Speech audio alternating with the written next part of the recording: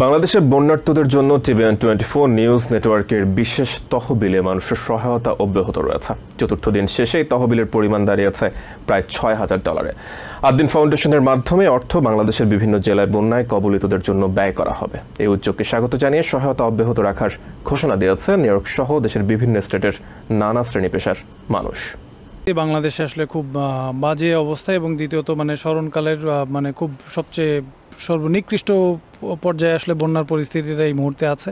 So TVN এই মুহূর্তে আসলে যেই পদক্ষেপটা নিয়েছে আমি আসলে আন্তরিকভাবে ধন্যবাদ জানাই টিভিএন কর্তৃপক্ষকে এরকম একটা সাহসী উদ্যোগ এবং সচেতন উদ্যোগ নেওয়ার জন্য। কারণ এই মুহূর্তে আসলে বাংলাদেশি যারা বন্যাতাড়িত এলাকায় আছেন তাদেরকে ডেফিনেটলি সাহায্য সহযোগিতা পৌঁছে দেওয়াটা আমাদের বাঙালি হিসেবে বাংলাদেশি হিসেবে একটা নৈতিক দায়িত্ব এবং কর্তব্য। টিভিএন 24-কে একটা ধন্যবাদ দিতে চাই, কারণ ওনারা কিন্তু একটা ফান্ডরাইজের ব্যবস্থা করছে আমাদের বন্যার জন্য। আমি সকলকে অনুরোধ করব টিভিএন 24 সবসময় প্রবাসীদের পাশে আছে, আমরাও যেন টিভিএন 24-এর পাশে থেকে বন্যার্তদের সাথে যে যা আছে তা নিয়ে এখানে এগিয়ে আসি এবং টিভিএন 24-এর যে ফান্ড আছে সেখানে আমরা টাকাটা জমা দিই। জাতীয় দুর্যোগ রাষ্ট্রের একার পক্ষে, প্রধান উপদেষ্টার পক্ষে বা ছাত্ররা যে এখন গণতন্ত্র সংগ্রহ করছে তাদের কারোর পক্ষেই আসলে পুরো সমস্যার সমাধান করা সম্ভব নয়। টিভিএন 24 একটা বিশাল নেটওয়ার্ক, তার অনেক ভক্ত, অনেক মানুষ তাদেরকে জানে বোঝে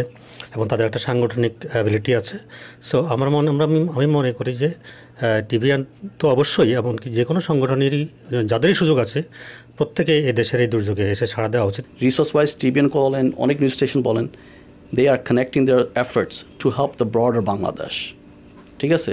And news and information flows very fast, right? So we'd heard about what India did, and they're giving their reasons of why what happened. But now you can investigate. You talk to other people. Through technology, you're having this conversation. New York থেকে সম্প্রচারিত TVN 24 television বিশ্বজুড়ে বাঙালির কণ্ঠস্বর।